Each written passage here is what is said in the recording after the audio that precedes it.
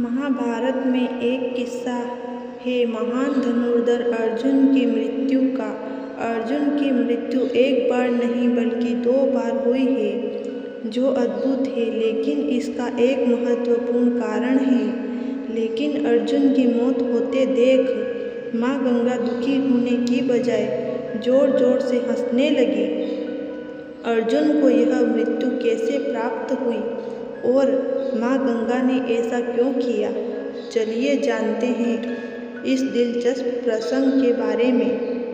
अर्जुन भी एक बार मृत्यु को प्राप्त हुआ और उसके मौत से उस वक्त सबसे अधिक माँ गंगा प्रसन्न हुई थी। महाभारत में धर्म युद्ध को जीतने के लिए जिन योद्धाओं का मारना बेहद आवश्यक था, उनमें से एक योद्धा इसी मौके का फायदा अर्जुन ने उठाया और उसने भीष्म पर तीरों की बरसात कर दी। वो युद्ध भूमि में प्रकट हुई और उन्होंने अर्जुन को श्राप दे दिया।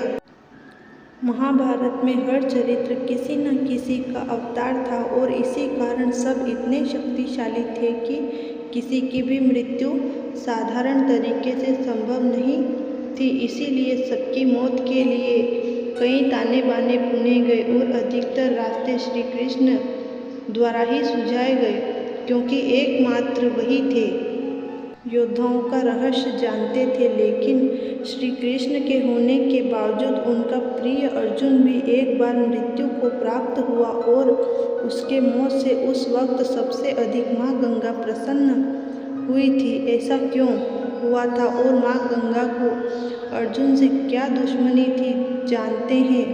महाभारत में धर्म युद्ध को जीतने के लिए जिन योद्धाओं का मारना बेहद आवश्यक था, उनमें से एक योद्धा थे भीष्म पितामह। उनके नेतृत्व में कौरवों का हारना नामुमकिन था, लेकिन उन्हें मारना भी असंभव था, क्योंकि उन्हें वरदान प्राप्त था। इसीलिए कृष्ण को एक प्रचंड करना पड़ा, जिसमें वो शिखंडी को लेकर युद्ध भूमि में आए।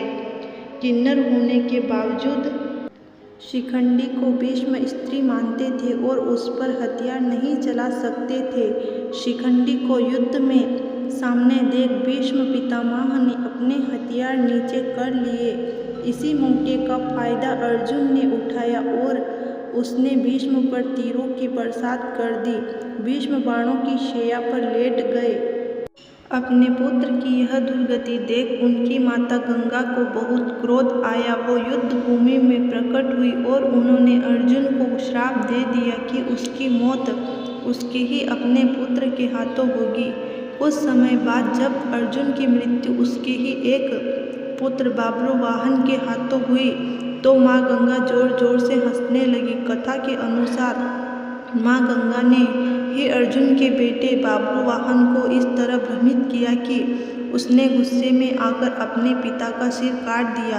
अर्जुन की मृत्यु होने के बाद माँ गंगा वहां प्रकट हुई और अर्जुन की मौत पर जोर जोर से हंसने लगी। लेकिन फिर अर्जुन की एक पत्नी ने अपनी शक्ति द्वारा और श्री कृष्ण की मदद से अर्जुन को पुनर्जीवित किया और अर्जुन के पुत्र बाब्रुवाहन को माँ गंगा की माया से मुक्त किया।